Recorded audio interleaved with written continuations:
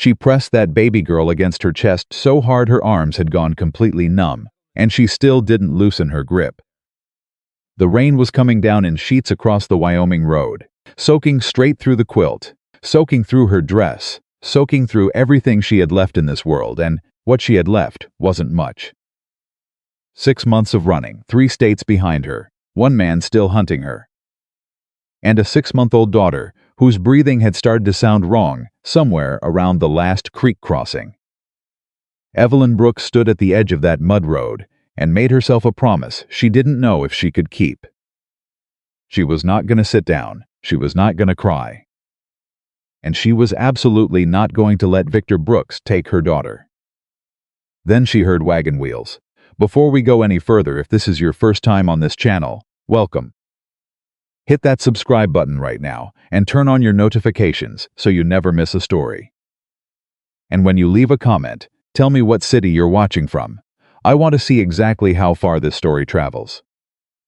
Now let's go back to that Wyoming road, to that rain, and to the moment one man's simple decision changed 3 lives forever. The wagon came out of the dark slow and steady, the kind of pace a man sets when he's in no particular hurry and has no particular reason to be. Silas Mercer had made this drive from Harwick into his own property more times than he could count. 14 years on this land, 4 years of those years alone. He knew every rut in this road, every bend, every place where the creek ran close enough that you had to watch your left wheel.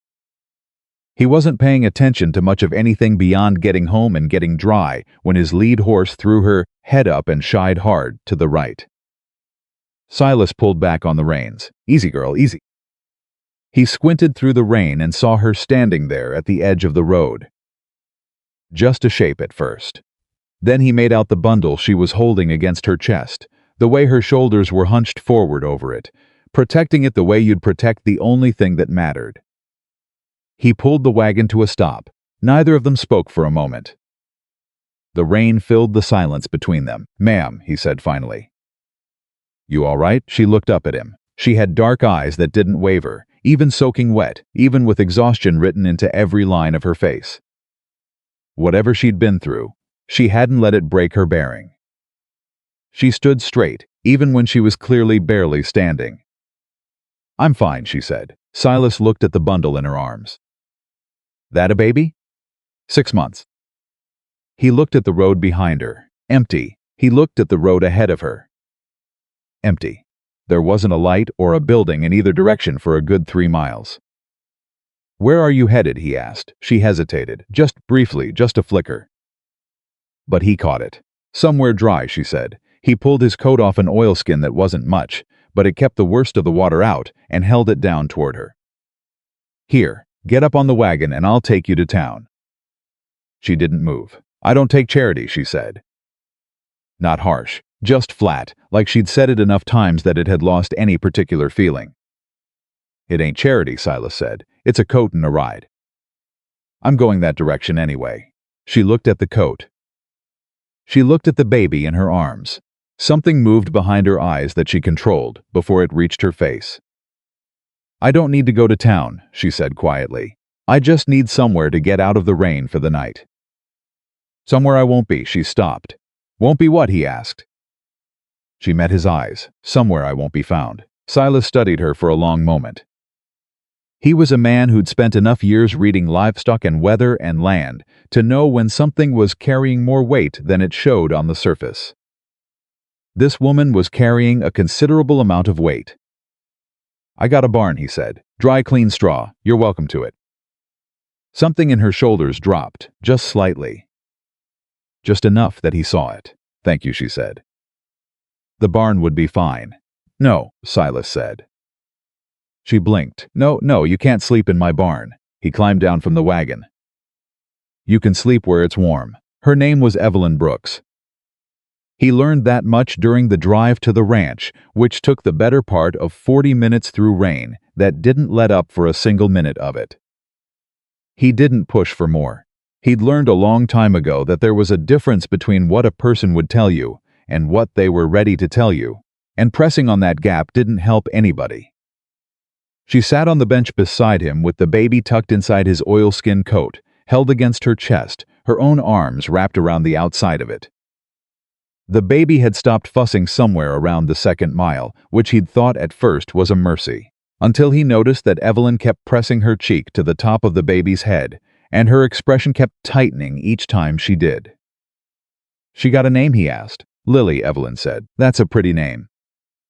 It was her grandmother's. He nodded. They rode quiet for a stretch. The horses knew the way even in the dark, which was good because the lantern on the wagon wasn't doing much against the rain. "She's warm," Evelyn said very quietly, not to him exactly. More like saying it out loud to make herself face it. "How warm?" Her voice stayed level, but her jaw tightened. "She was fine this morning. She was laughing this morning." Silas clicked his tongue at the horses. They picked up the pace. The ranch house came into view through the rain, and Silas pulled up to the front, not the barn, not the side, right to the front door. Evelyn noticed. I said you're sleeping where it's warm," he said. "That's the house." He climbed down and held his hand up to her. After a moment's pause that lasted exactly long enough to tell him she wasn't used to taking help, she took his hand and climbed down with the baby, held against her, with her other arm. Inside, he got the fire going in the main room while she stood near the door, with Lily still held tight to her chest. He could see her taking in the room the way a person does when they're trying to assess whether they're safe, quick eyes moving over exits and corners, calculating. Whatever had put her on that road in the dark had made her careful in a way that went bone deep. "You can sit down," he said. "I know I can," but she sat in the chair closest to the fire and unwrapped the coat from around Lily. He looked at the baby for the first time. She was small, with dark hair plastered to her head from the damp, and her cheeks were flushed, in a way that had nothing to do with the cold. Her eyes were half closed and glassy. "She needs to come down from that fever," he said. "I know that." Evelyn's voice was steady, but he heard the thing underneath it. The controlled terror of a mother who was doing the calculations in her head and didn't like the numbers. "I'll get water on to boil," Silas said. "Got some willow bark." "It's not much, but it'll help bring the fever down." Evelyn looked at him. "You know about willow bark?" "My wife used to keep it in the kitchen," he said. He said it the same way he said everything, matter of fact, no dramatizing it. "I kept it after habit, I guess." Something shifted in her expression. "How long has she been gone?" "4 years," he said. He was already moving toward the kitchen. "Sit close to the fire. Keep Lily warm but not too warm." He heard her voice follow him. "I'm sorry."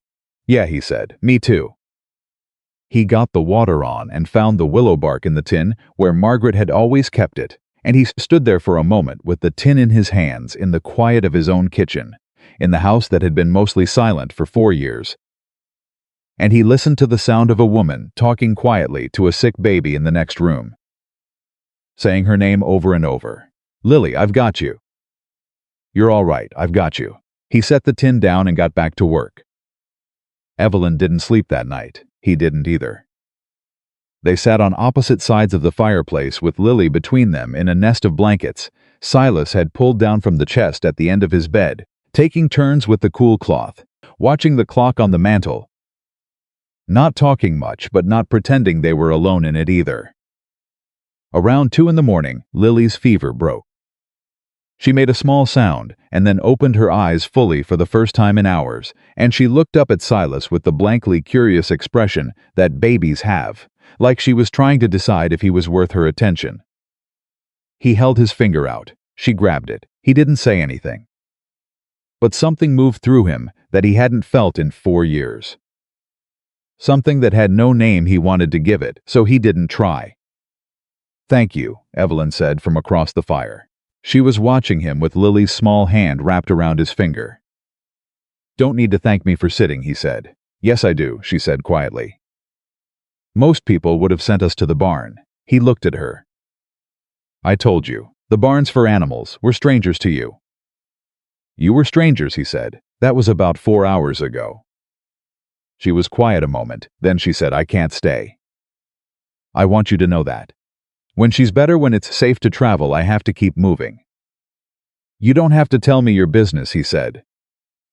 "I know. She looked down at Lily, who had closed her eyes again, her grip still on Silas's finger. "But you took us in, you stayed up all night, you deserve to know at least that much." "When you're ready," Silas said. "If you're ever ready." "It'll keep." She nodded once, and then she leaned her head back against the chair and closed her eyes, and within a few minutes her breathing had evened out into sleep. Silas sat there in the firelight with a baby's fingers wrapped around his and watched the storm outside finally begin to ease. He didn't think about the future. He didn't think about what he was doing or why. He just sat there, and for the first time in a long time, the house didn't feel empty. She was up before dawn. He heard her moving in the kitchen and came out to find her standing at the stove, with Lily settled in a folded blanket on the table beside her, awake and apparently interested in the ceiling, and a skillet on the heat with eggs already in it. "You didn't have to do that," he said. "I told you," Evelyn said. "I don't take charity. I earn what I use." She glanced at him over her shoulder. "Sit down. There's coffee." He sat down at his own kitchen table, feeling slightly like a guest, which wasn't a feeling he'd had in a good while, and she set a cup in front of him without ceremony and went back to the eggs. "She seems better," he said, nodding toward Lily. "She is." Evelyn's whole posture had changed overnight. Still careful, still measured, but the controlled terror was gone. In its place was something more like purpose. Her color's good. "She's hungry. That's a good sign, it is." She set a plate in front of him. Eggs, biscuits she'd made from somewhere he found out. Later she'd found his flour and shortening and made them herself while he was still asleep, and the rest of the coffee in his pot. "I'll need to mend that," she said, nodding at his sleeve where the cuff had frayed down to threads. "And your pantry needs organizing.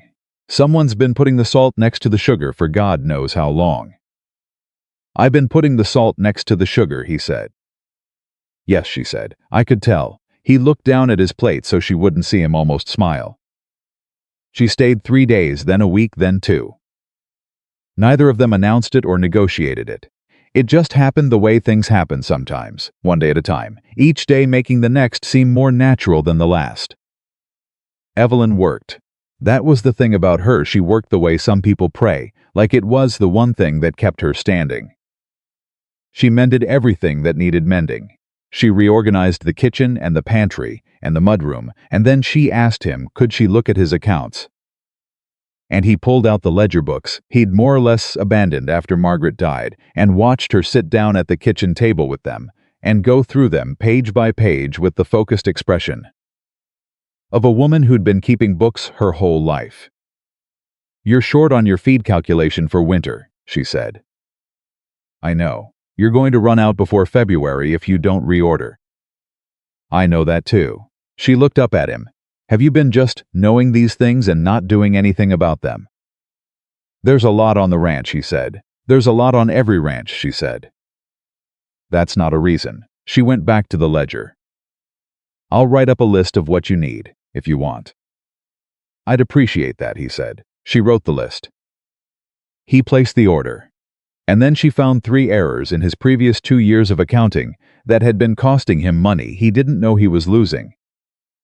And she corrected them with a quiet efficiency that left him standing in his own kitchen, feeling like he'd been running his ranch half-blind without knowing it. "Where'd you learn to keep books like that?" he asked. She didn't look up. "My father ran a mercantile. I kept his books from the time I was 12, a pause. And then I kept my husband's." It was the first time she'd mentioned a husband. He waited, but she didn't add to it, so he didn't ask. Lily was learning his face. He noticed it around the 10th day, the way her eyes would follow him when he came into the room, the way she'd go from fussing to quiet when he picked her up, the way she'd grab for his shirt with both hands and hold on like she'd made a decision about him. It undid something in him every time, something he'd spent 4 years keeping nailed shut. He had a cradle in the back room. He'd built it himself the spring before Margaret died, when they'd both thought, that everything was going to go the way it was supposed to go. He'd built it out of good walnut wood, and he'd carved a little running horse along the side rail, because Margaret had loved horses. And then she was gone, and the baby was gone, and the cradle had just sat there, because he couldn't bring himself to move it, and he couldn't bring himself to look at it. So he'd shut the door to that room and left it shut. He found himself thinking about it now, more than he wanted to. Lily slept in the main room in the folded blanket nest. She was fine there. She was warm, and she was safe. And every night Evelyn tucked her in with the same soft words and the same quiet patience. And every night Silas sat on the other side of the fire and told himself he was just keeping the fire up. Which was true, and he wasn't watching the two of them, which was not. One evening he came in from the barn to find Evelyn sitting at the table with the ledger closed and her hands flat on top of it, and a look on her face that he recognized as the expression a person wears when they've run out of work to use as armor. "You want some coffee?" he asked. She looked up. "Silas," she said. "I need to tell you something." He pulled out the chair across from her and sat down. She told him. Nathan Brooks had been a good man. She said that first, like it mattered to her that Silas understood it. He was a farmer in Missouri, not wealthy but solid. They'd had 40 acres, a good house, and plans for more. They'd been married 3 years when Lily was born, and he'd been so proud of that baby, he'd barely put her down for the first week of her life. He died in September. A horse kick, the kind of thing that happened on farms, and was over in a second and left nothing but silence behind it. He was there in the morning and gone by afternoon. "I'm sorry," Silas said. "Thank you." She said it the way he'd said thank you about Margaret receiving it, without making too much of it. What happened after was, she stopped, started again. Nathan had an older brother, Victor. They weren't close. Nathan didn't talk about him much, and what he did say wasn't fond. Victor had gone into banking, done well for himself. Thought that made him better than people who worked land. Silas nodded. He knew the type. 3 weeks after Nathan died, Evelyn said Victor arrived at my door. He said there were questions about the deed to the farm. That Nathan had owed him money. That there was paperwork. She pressed her hands flat on the table again. There wasn't any debt. I knew Nathan's accounts as well as I knew my own name. But Victor had a lawyer with him and a judge's letter, and he talked very fast and very confidently, and I was still not thinking straight. "You just buried your husband," Silas said. "Yes." She looked at him. "But that's not an excuse for being slow. It's not an excuse. It's just a fact." She held his gaze for a moment, and he could see her deciding whether to let that be enough. Then she went on. "He claimed the farm, said it was debt repayment. I contested it. But he had legal papers I didn't understand fast enough, and the judge in our county was Victor, knew him. Had done business with him." She shook her head. I could see what was happening. "I just couldn't stop it fast enough. What about Lily?" Her expression went completely still. "He claimed guardianship. Said a widowed woman with no land and no income couldn't properly raise a child." Her voice stayed level through pure force of will. He could hear the effort it took. He said he would provide a proper home for Lily. He said it very calmly, like it was reasonable, like she was property he had a claim to. Silas didn't say anything. "I left that night," Evelyn said. "I took Lily, I took what I could carry, and I left. I've been moving ever since. 3 states. She looked at him steadily. "He's been following us the whole time. He has men. He has money. He has all the things that make people listen to him instead of me." The fire crackled. Lily made a small sound in her sleep and settled again. "How do you know he's still following?" Silas asked. "Because he told me he would be," Evelyn said. "The night I left, I heard him on the road behind me for the first mile. He called out," he said. She paused. He said, "You can run as far as you like, Evelyn. The law runs further." Silas sat with that for a moment. "He's not wrong about that," he said, "but he's not entirely right either." She frowned slightly. "What do you mean?" "I mean the law goes as far as the man applying it has reach," Silas said. "And his reach ends somewhere." She looked at him carefully. "You sound like you've thought about this." "I've been thinking about it since you told me the first part," he said. "Which was the night you got here, when you said you needed somewhere you wouldn't be found." "You didn't say that for no reason." "No," she agreed. "I didn't." He leaned back in his chair. Word came in from town today, he said. I didn't know how to tell you, so I've been figuring out how. She went very still. A man came into Harwick 2 days ago, Silas said, asking around about a woman traveling alone with a baby. Well-dressed man, had 2 other men with him, showed a photograph. Evelyn didn't move. Tom Geller at the feed store sent word out to the ranch, Silas said. Figured I might have seen something, being out on the roads as much as I am. Tom don't know you're here, but the man who's asking does know this general territory, and he's working his way out from town. For a long moment she didn't speak. Then she looked at Lily sleeping by the fire, and her face did something complicated and quiet that wasn't quite fear and wasn't quite grief and wasn't quite fury. It was all 3 of them held down under the surface by the same discipline that had kept her standing on that road in the rain. How long do you think? She asked. Day or 2, Silas said. Maybe less. She nodded once, slowly, like she was absorbing a blow and redistributing the weight of it. I'll be gone by morning, she said. No, you won't, Silas said. She looked at him. You've been running for 6 weeks, he said. Running just moves the problem down the road. It don't solve it. He folded his hands on the table. There's a circuit judge comes through Harwick next week. Cyrus Albright. He's been on this bench for 20 years, and he's got no patience for men who use courts like personal weapons. A judge won't help me, Evelyn said. I have no lawyer. You've got your husband's actual records, Silas said. You've got 6 weeks of running that tells a story all its own. And you've got a story to tell that a woman like you can tell a courtroom better than any lawyer could tell it for you. She stared at him. You don't know that. I just watched you take 4 years of bad bookkeeping and put it right in 2 days, he said. You know how to find the truth in numbers, and you know how to make it clear. That's the same skill. It is different, he agreed. It's harder, but running's not going to work anymore. He's here, he's got men, and he's got money, and he knows what he's doing. He met her eyes. The only thing he doesn't have is the truth, and that's yours.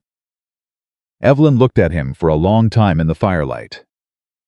He held her gaze and didn't look away, because he meant it, and she needed to know he meant it.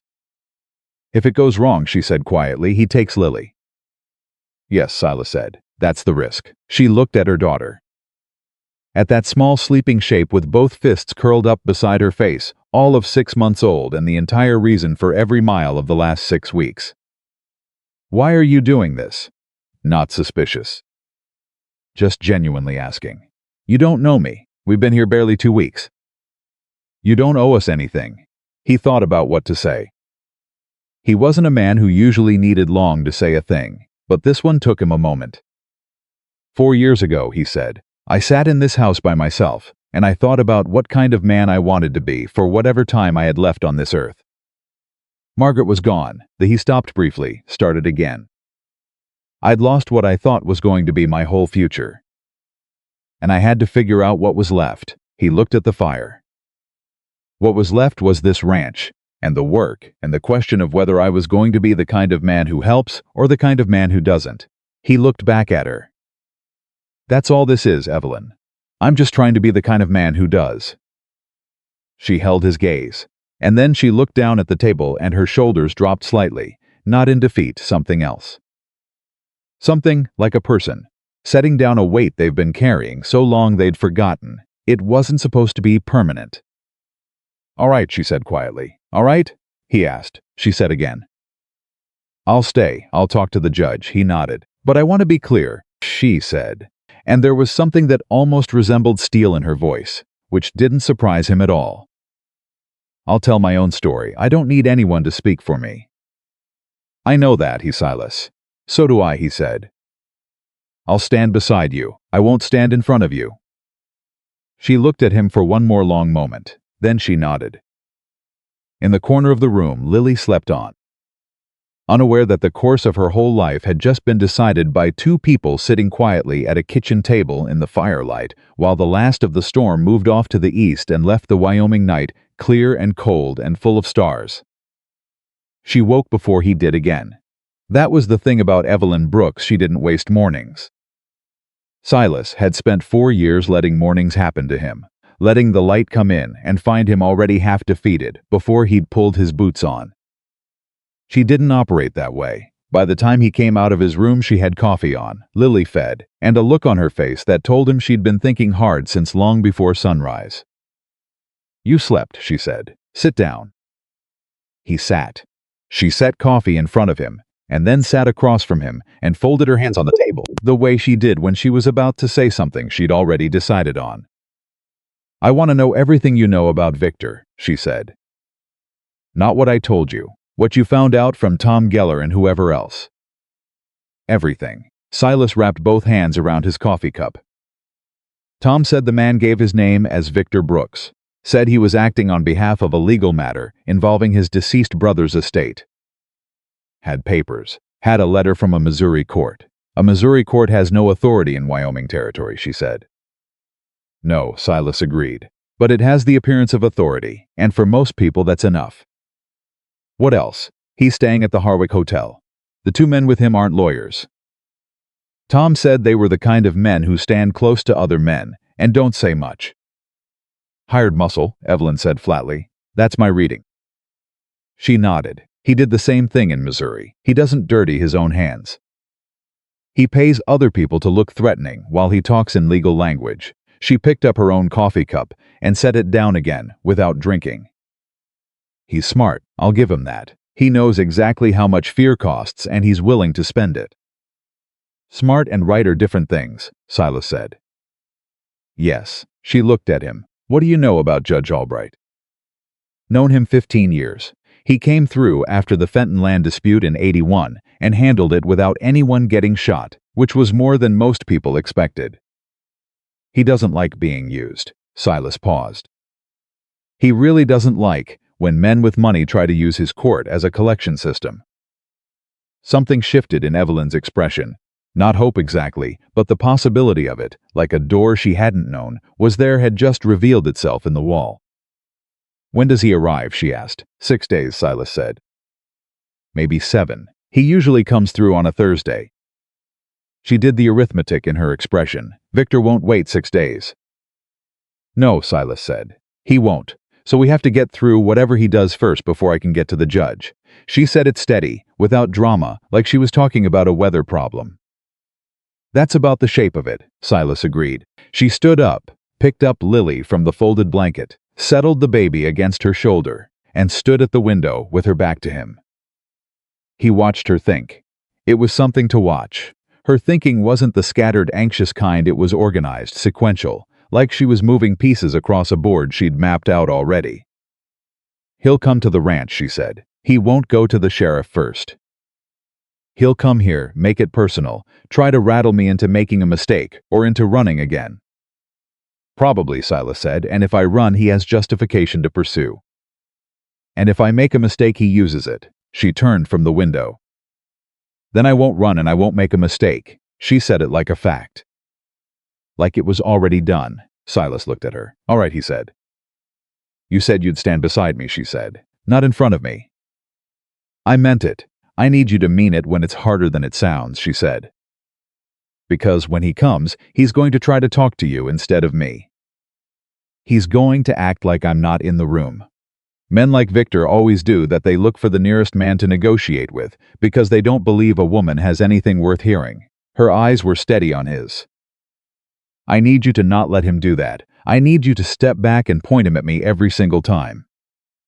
Silas nodded once. "I can do that. It's going to be difficult," she said. "It's going to feel like the wrong instinct." "My instincts aren't always right," Silas said. "Yours seem to be. I'll follow your lead." She looked at him for a moment with an expression he couldn't entirely read. Then she nodded and sat back down with Lily in her lap and reached for her coffee like the matter was settled. Which he supposed it was. The next 2 days moved the way days move when you're waiting for something fast in the wrong places and slow in the ones where you wanted them to go faster.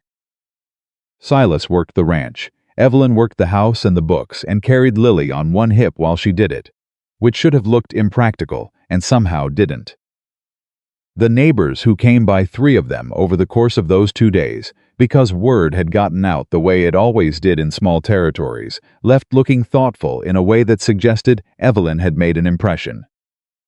Martha Geller came on the second morning, Tom's wife, 60 years old, and built like someone who'd spent those 60 years arguing with the land, and mostly winning. She came with a jar of preserves and the look of a woman with an agenda. "You must be the woman Silas found on the road," she said to Evelyn, direct, no preamble. "I must be," Evelyn said, equally direct. Martha looked her over. Then she looked at Lily. Then she said, "The man in town's been asking about you." "I know," Evelyn said. "Would you like coffee?" Martha blinked. Then she laughed, short and approving. "Yes, I would." She set her preserves on the table and sat down. "He told Tom you'd stolen the baby." Evelyn set the coffee down without rattling the cup. "She's my daughter. Her name is Lily. She's 6 months old." She sat across from Martha and met her eyes. "My husband died in September. His brother decided that entitled him to my farm and my child. I've been traveling for 6 weeks with nowhere to land." She paused. "That's the truth, all of it." Martha looked at her for a long moment.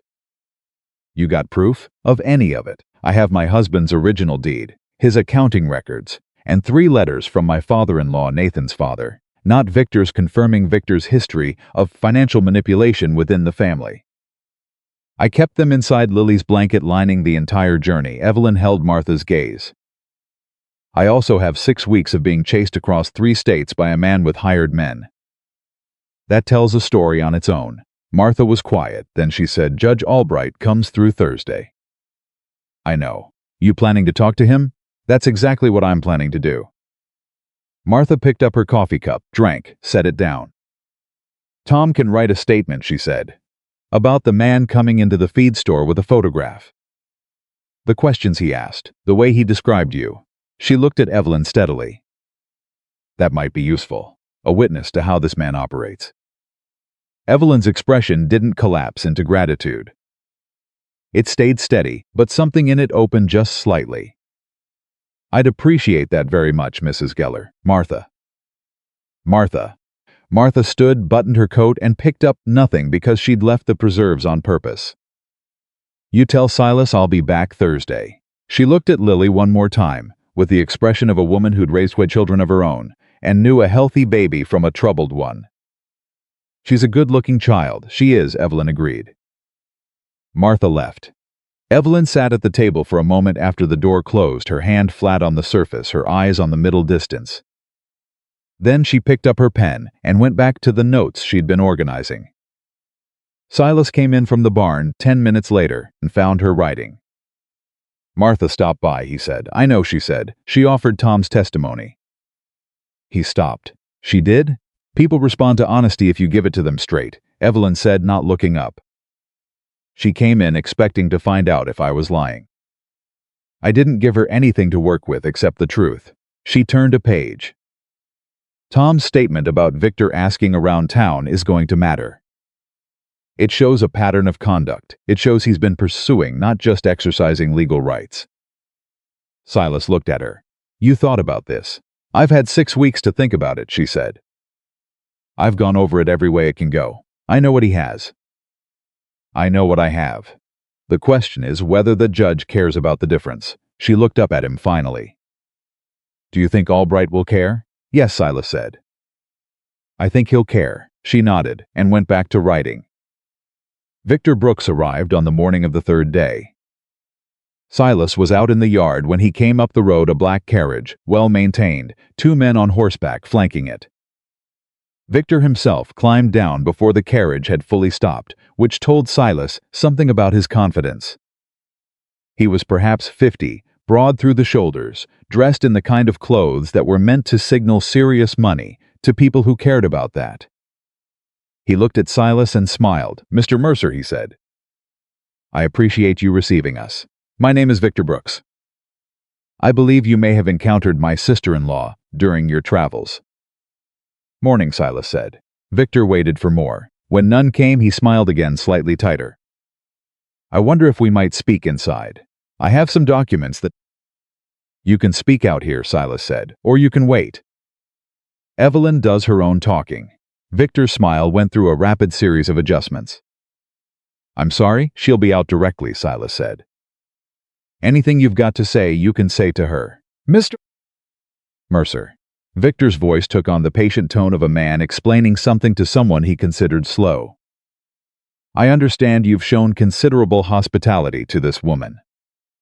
That speaks well of you, but you should be aware that the situation is more complicated than she's likely represented. There are legal matters. Morning, Victor. Both men turned. Evelyn had come out of the house with Lily on her hip and the composure of a woman walking into a room she'd furnished herself. She stopped at the edge of the porch, 3 feet above them on the step, which meant they were looking up at her. Victor's expression shifted. He hadn't expected her to be calm. Silas could see that plainly. He'd expected tears or flight, and he'd gotten neither, and it had knocked him slightly off his script. Evelyn, he recovered quickly. You look well, I am well, she said. Thank you for coming all this way. The pleasantness in her voice was entirely genuine and entirely armor. I assume you have the paperwork you showed to the judge in Cooper County. I'd like to see it. Victor blinked. I beg your pardon? The paperwork. The debt claim, the custody petition. She shifted Lily to her other hip. I'd like to see the documents. I've had some time to review Nathan's actual accounts, and I have questions. One of the men on horseback moved slightly. Evelyn didn't look at him. Evelyn, Victor said, and his voice dropped into something softer and more dangerous. I'm not your enemy. I'm trying to protect Lily's future. A woman alone traveling across the frontier, this is no life for an infant. She's thriving, Evelyn said. She had a fever 2 nights ago, Victor said. The air changed. Silas didn't move, Evelyn didn't move. But something passed between all 3 of them that wasn't any of their words. She did, Evelyn said calmly. She's recovered, but I'm curious how you know that. Victor said nothing. Victor, her voice stayed level. Completely level. Who did you pay in Harwick to watch this ranch? Victor smiled. No one's watching anyone. I simply ask questions. People talk. Yes, Evelyn said. They do. And what they'll tell Judge Albright on Thursday is going to be very interesting. That landed. Silas saw it land. The name Albright did something to Victor's careful composure, didn't crack it, but shifted it, the way a structure shifts when one of the foundation points suddenly looks less solid than it did before. I wasn't aware you'd retained legal counsel, Victor said. I don't have a lawyer, Evelyn said. I don't need one. I have Nathan's deed, his accounts, 3 letters from your father, documenting your financial conduct within the family before Nathan and I married. And a witness willing to testify that you arrived in this territory, with hired men asking questions about a woman you've characterized in your legal filings as having abandoned family property. She paused. Did you think I'd been running because I was afraid of you, Victor? I was running because I needed to get far enough ahead of you to stop. Her eyes held his with something that wasn't fury and wasn't contempt, but was something more durable than both. I've stopped. Victor was quiet for a long moment. His 2 men on horseback looked at each other. Then he said, whatever you think you have isn't going to. Victor, she said, we're done talking for today. You know where I am. The judge will hear both of us on Thursday. If you have documents that contradict what I have, bring them. She shifted Lily on her hip again. If you try to come onto this property again before Thursday, Silas will be well within his rights to involve the territorial sheriff. Good morning. She turned and went back inside. Just like that. Like it was done, because she'd decided it was done. Victor stood in the yard with his mouth slightly open. Silas stood next to him with his mouth closed, which required some effort, because the thing he wanted to do most in the world right now was smile, and he was fairly sure that wasn't going to help. Victor looked at Silas. She's going to lose, he said. Quiet, private, not for the benefit of his men. I want you to know that. Whatever she's told you about those documents, a territorial judge isn't going to overturn a Missouri court ruling over a woman's personal papers. Could be, Silas said. Whatever you think you owe her. I don't think I owe her anything, Silas said. I think she's right. Those are different things. He looked at Victor steadily. You should head back to town, Mr. Brooks. Thursday's 6 days off, and there's nothing more to be done here before then. Victor held his gaze for another moment. Then he walked back to his carriage, and his men fell in around him, and they went back down the road the way they'd come. Silas waited until they were out of sight. Then he went inside. Evelyn was sitting at the kitchen table. Lily was on her lap. Her hands were pressed flat on the table again, and she was breathing in a slow, controlled way that told him that he'd seen on the porch had cost her something. "You all right?" he asked. "Give me a minute," she said. He gave her a minute. He poured more coffee and sat down and waited. After a moment, she said, "He has someone watching the house." "I'll find out who," Silas said. "Don't make trouble over it." She looked up. "He wants trouble. He wants something he can point to and say, 'I'm in an unstable situation.'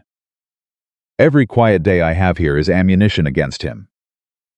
"All right," Silas said. "No trouble." He paused. "That was some of the finest talking I've ever seen, for what it's worth."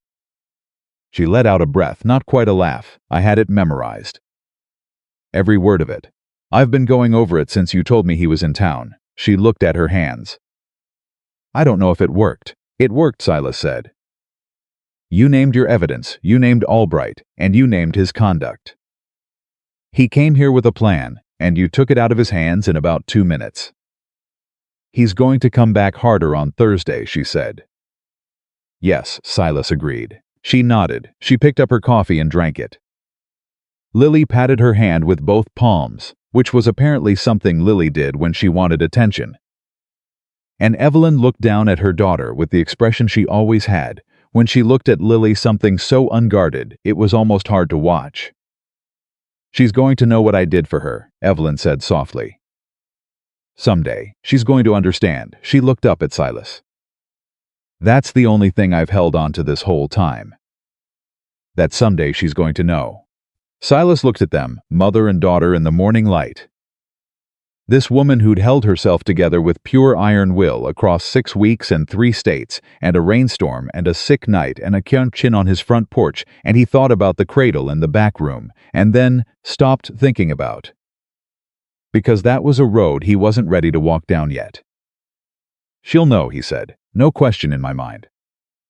The 4 days between Victor's visit and Thursday were the kind of days that burn themselves into memory, not because of any single thing that happens, but because of the particular quality of the tension in them. The ranch hummed with it. The work got done, Silas's work, Evelyn's work, and Lily grew more deliberate in her movements each day, pulling herself up on anything within reach, falling, pulling up again with an expression of total determination that made both of them laugh without planning to. Out loud. Genuine laughter, the kind that surprised you. She got the laugh from her mother. Silas figured that out on the 4th day. When he came in from checking the east fence line and found Evelyn standing at the stove with Lily in the crook of her arm, and something cooking that smelled like it might actually be the best thing he'd eaten in 4 years, and she was laughing at something Lily had done, just laughing, full and clear and unguarded. He stood in the doorway for a moment before she heard him. He wasn't trying to be quiet. He just needed that moment before it ended.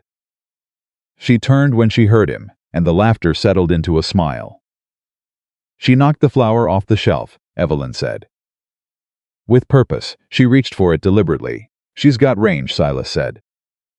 "She's going to have opinions," Evelyn said, and there was so much love in the way she said it that the whole room felt warmer. He washed up and sat down, and she put food in front of him without ceremony, the way she always did. And Lily sat on the folded blanket on the table between them, batting at a wooden spoon, with the focus of someone engaged in very important work. And Silas thought about how many meals he'd eaten alone at this table in 4 years, and how the aloneness of them hadn't ever fully registered until it was suddenly gone. He didn't say any of that. There wasn't a version of it that came out right. But he thought it. "You haven't told me much about her," Evelyn said. He looked up. "Who, your wife?" She met his eyes and held them, direct as always. "You've asked about Nathan." "I haven't asked about her." "Maybe I should have earlier." He was quiet for a moment. "Margaret," he said. "Margaret," she repeated. He paused. He didn't have a lot of practice putting Margaret into words, because he'd spent 4 years not putting her into words. "She was smarter than me." Considerably, read everything she could get her hands on. She used to order books from back east, and they'd come in on the freight wagon, and she'd have them read inside a week. He looked at the table. She liked this ranch, said it felt like something that was supposed to exist. What happened? Not gently, not harshly. Just baby came early, Silas said. 6 weeks. There was a doctor in Cheyenne, but Cheyenne was a day's ride and it went too fast. He paused. She and the baby both. Evelyn said nothing. She just held the silence open for him, which was the right thing to do, and he recognized it. Boy, he said. We were going to call him Thomas. After her father, Evelyn's hand moved across the table and covered his. Just briefly. She didn't say she was sorry, which was the right call, because he'd heard he was sorry enough times that it had become a kind of white noise, and what she did instead said more. He turned his hand over and held hers for a moment, and then let go, and they went back to eating, and Lily knocked the wooden spoon off the table with tremendous satisfaction. There's a room, Silas said. At the back I built a cradle for Thomas. It's still there, stilled. I shut the door 4 years ago, he said.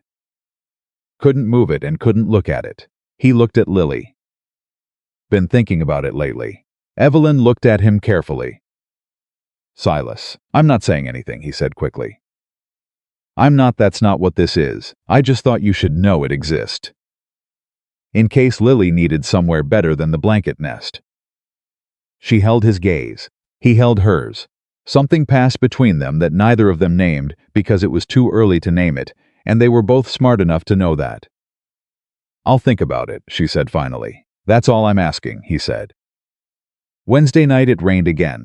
Not the fierce driving storm of the night he'd found her, but steady and cold, the kind that settled in and meant business. Silas lay awake listening to it and thinking about Thursday, running through every version of it he could imagine. Trying to find the one where Victor walked out of that courtroom, with anything he'd come for and not being able to construct it convincingly if Evelyn got to speak. She was good. He'd seen it twice now on the porch, and in the way she'd talked to Martha.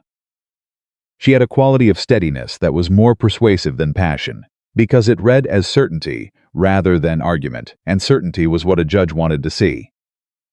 But Victor had money and legal paper and a Missouri court ruling. Those weren't nothing. He got up around 2 in the morning and went to get water. The kitchen was dark except for the fire he'd banked before bed. He was reaching for the water jug when he heard the creak of the floorboard behind him. He turned. Evelyn was standing in the doorway in the dark. Couldn't sleep either, she said. No, she came in and sat at the table. He set the water down and sat across from her. I'm scared, she said. Just flat out, no dramatizing, the way she said things. I know, he said. I'm not scared for myself, she said. I can lose everything, and I'll figure out what comes next. I always have. She looked at her hands. If he gets Lily. He won't, Silas said. You don't know that. No, he agreed. I don't know it, but I believe it. He leaned forward. You have the truth, Evelyn. A full truth with documents and witnesses and 6 weeks of conduct that tells a story a fair judge can read plain as day. That's not nothing. She looked up. Her eyes were dry and direct. What if Albright isn't fair? Then we find another court, Silas said. We go up the chain. There's a territorial court above Albright and a federal circuit above that. Victor's reach goes far, but it doesn't go all the way to the top of the federal system without somebody noticing. That could take years, she said. It could, he said. But it won't come to that. He held her gaze. I've known Cyrus Albright for 15 years, Evelyn. I've never seen him rule in favor of a man who was clearly using his court as a weapon. It's the thing he takes most personally. She was quiet for a long moment. Outside the rain came down steady and cold. I keep thinking about Nathan, she said. He would have been furious. Not loud, Nathan wasn't loud. But he would have been just absolutely incandescent at what Victor's done. Using grief, using the law, using a baby. She shook her head slowly. He would have been in that courtroom with everything he had. You're doing exactly what he would have done, Silas said. Just doing it yourself. She looked at him. That's not a small thing, he said. Most people in your situation would have given up by now. Or given in. You didn't do either. He meant it, and she heard that he meant it, and for once she didn't redirect it or minimize it.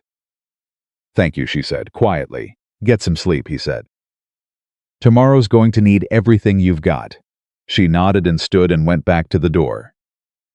She stopped there for a moment with her back to him. Silas, she said, yacht cradle. She didn't turn around. The one you built. I think if you're willing, I'd like to put Lily in it tonight. A pause. Not because she needs it. Because I think that room has been empty long enough. He didn't answer for a moment. He couldn't. Something had closed his throat. All right, he said. She turned around and looked at him. And then she went to get Lily, and he went to the back room, and he opened the door he hadn't opened in 4 years, and he carried the cradle out into the warmth of the main room, and she laid her daughter in it. And Lily made one small sound and then settled like she'd always belonged there. Silas stood back. He looked at that cradle, the one he'd built for a boy named Thomas, who'd never come home, and watched it hold a girl named Lily who had. He didn't sleep after that either, but it wasn't the same kind of awake. It was something else entirely, something that had no name yet but was looking for one. He was already hitching the horses when she came out of the house Thursday morning. She had Lily on one hip and Nathan's ledger books under her other arm, wrapped in oilskin the way she'd carried them across 3 states, and she was wearing the one dress she had that wasn't worn through at the elbows. She'd pressed it the night before, with a flat iron heated on the stove, working in the lamplight after she'd thought he was asleep. He'd heard the sound of it from his room and hadn't said anything. She looked at him. He looked at her. Ready? He said. No, she said. Let's go anyway. He helped her up onto the wagon bench and handed Lily up after, and they went down the road toward Harwick in the early cold with the sky just starting to come gray in the east and neither of them talking much, which was fine. They'd said what needed saying the night before. What was left now was just the doing of it.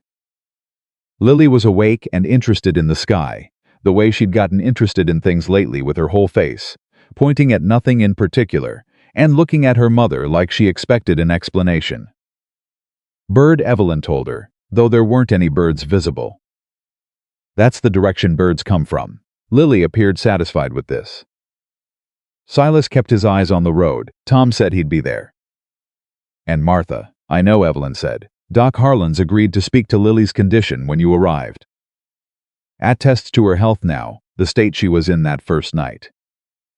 Silas, yeah. I know who's coming, she's all of it. A pause. I appreciate you checking. He almost smiled. Just checking. They hit the edge of Harwick as the sun cleared the ridge, and even from the far end of the main street, Silas could see that something was different about the town this morning. There were more horses at the rail than a Thursday warranted. People on the boardwalk who didn't have immediate business being there. The particular quality of stillness that settled over a small town when it knew something was about to happen and had made a collective decision to witness it. Word had traveled. Of course it had. In a town this size, word always traveled. He pulled up in front of the courthouse, which was also the land office, and the post office, and the room where the church ladies held their quilting circle on Saturdays. Because in Harwick, everything was several things at once and helped Evelyn down. She smoothed her dress with one hand, held Lily tight with the other, and looked at the people watching from the boardwalk without flinching. Martha Geller materialized from the small crowd with the efficiency of a woman who'd been positioned there deliberately. Judge Albright's already inside, she said. Been here since yesterday afternoon. Victor Brooks arrived an hour ago with his lawyer. Evelyn's expression didn't change. He brought a lawyer. From Cheyenne, Martha said. Expensive looking. Good, Evelyn said. Martha blinked at that. An expensive lawyer means he's worried, Evelyn explained. If he thought this was settled, he'd have walked in alone. She went up the steps and through the door without waiting for either of them. Silas and Martha exchanged a look. Lord, Martha said quietly. Yeah, Silas agreed and followed her in. The room was already full.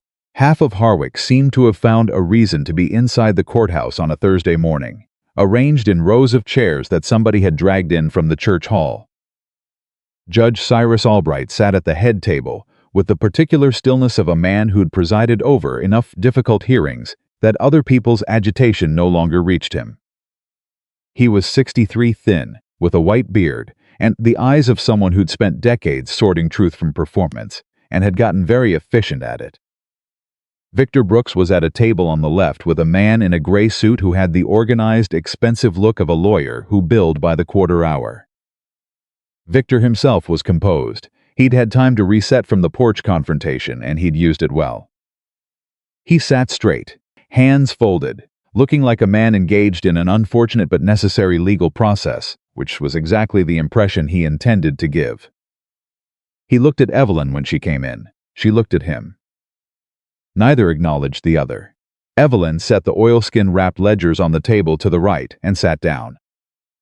She settled Lily in her lap, straightened her back, and looked at Judge Albright.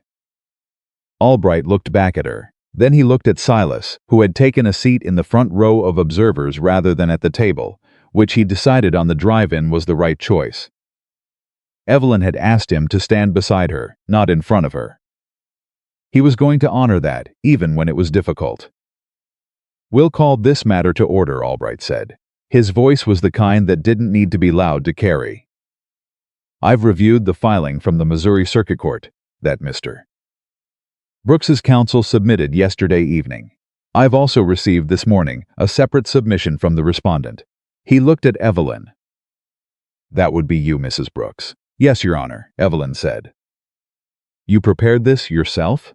"I did." Albright looked at the papers in front of him for a moment. Something in his expression shifted, not dramatically, but Silas caught it.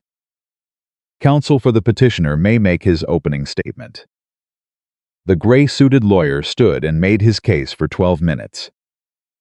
He was good at it, organized, careful, never overstating, building a picture of a concerned family member, acting in a child's best interest, a deceased man's estate handled improperly by a grieving and unstable widow, a legal obligation to ensure the child's welfare. He was very careful never to say anything that was technically false.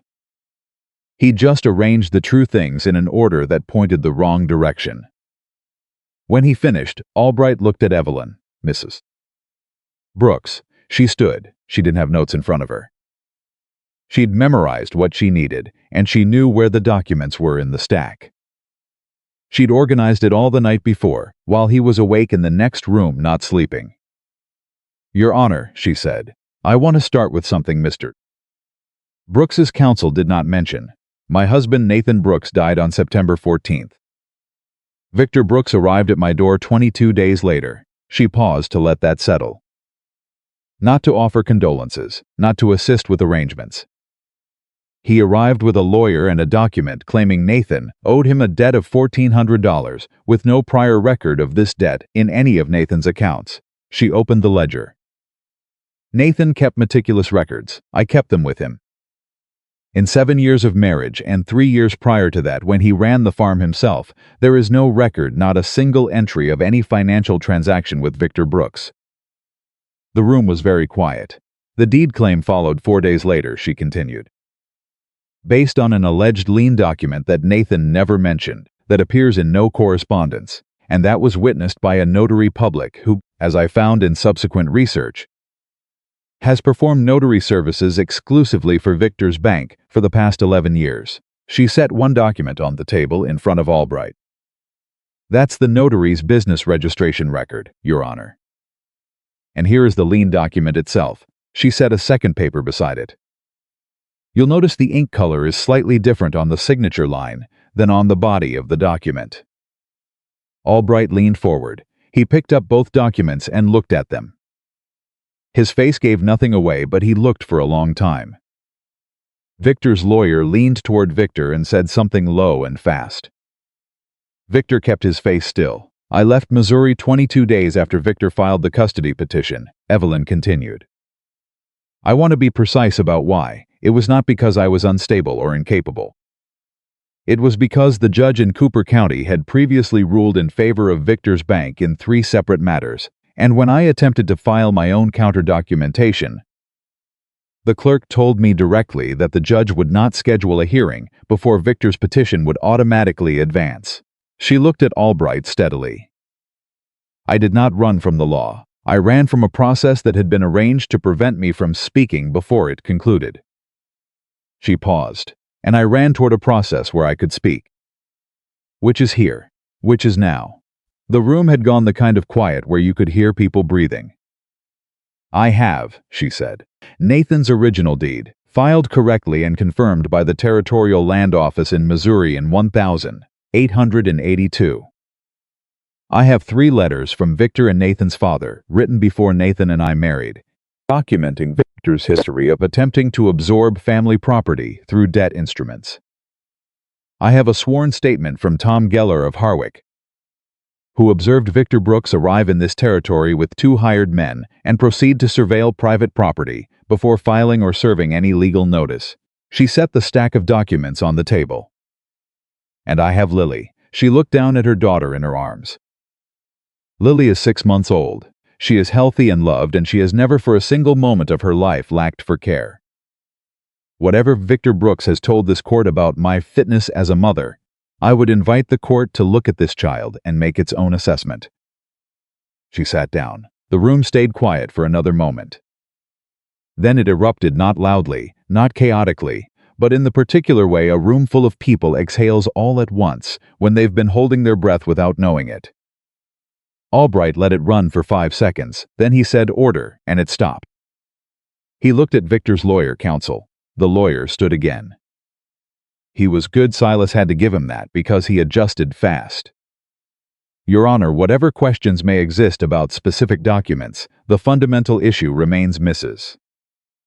Brooks's ability to provide a stable environment. She's been in Wyoming territory for approximately 2 weeks, Albright said. Yes, Your Honor, in the home of a man who is not her. A man who found her on the road in a rainstorm and provided shelter, Albright said. Is that the instability you're referencing? Because from where I sit, that sounds like a community functioning the way a community is supposed to function. The lawyer paused. The Missouri court's ruling. The Missouri court's ruling is based on documentation I now have significant questions about, Albright said. He set down the 2 papers, the notary registration and the lien document, and looked at Victor directly for the first time. Mr. Brooks, did you prepare the lien document yourself, or was it prepared by counsel? Victor kept his composure. It was prepared by my bank's legal team, Your Honor. And the notary? A notary regularly employed by the bank. A notary who has no record of independent practice, Albright said. Who works exclusively for your institution. That's not unusual for a bank of... It's not unusual, Albright agreed. It is, however, relevant when the document in question shows physical inconsistencies, and the signatory has no independent relationship with either party. He looked at the paper again. I'm going to need this document examined by an independent hand before I proceed. Victor's lawyer started to speak. Albright raised one finger and the lawyer stopped. I'm also going to need an explanation, Albright said, for why a man with legitimate legal claims chose to arrive in this territory with hired men, conduct surveillance of private property, and approach the respondent directly before making any contact with this court. He looked at Tom Geller, who was sitting in the second row. Mr. Geller, you submitted a statement. Tom stood up. He was a big man, quiet, with the reliability of someone who'd never said anything he didn't mean. Yes, Your Honor. Victor Brooks came into my store 6 days ago and showed me a photograph of a woman and a baby and asked whether I'd seen them. He described her as a missing person.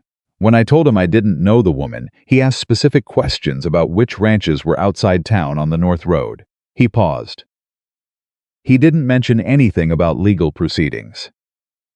Thank you, Mr. Geller, Albright said. Tom sat. Albright looked at Victor for a long moment with the expression of a man who had finished sorting and had arrived at a conclusion he didn't find pleasant but wasn't surprised by. I'm going to recess for 1 hour, Albright said. During that time I'll review the documentation Mrs. Brooks has submitted in full. I'd also like to speak with both parties separately. He stood. Mrs. Brooks, you'll remain available. Yes, Your Honor, Evelyn said. "Mr. Brooks, I'd like you to ask your lawyer to step outside." Victor's composure slipped, just slightly, just for a moment. But Silas saw it, and from the minute shift in Evelyn's posture he could tell she saw it too. The hour that followed was the longest hour Silas could remember since the night Margaret died. He sat on the bench outside the courthouse with Lily in his arms. Evelyn had handed her over before going in to speak with Albright, matter-of-factly. The way she handed him things when she needed both hands, and he sat there with this 6-month-old who had absolutely no opinion about territorial law and a very strong opinion about his shirt button, which she was currently attempting to remove. Martha came and sat beside him. She didn't say anything. He didn't say anything. They sat. Victor's lawyer came out of the courthouse and stood on the steps, making the face of a man recalculating. Victor himself didn't come out, which meant Albright had him inside, which meant the conversation was not going the direction Victor had planned for it. "She's going to win," Martha said finally. "Looks that way," Silas said.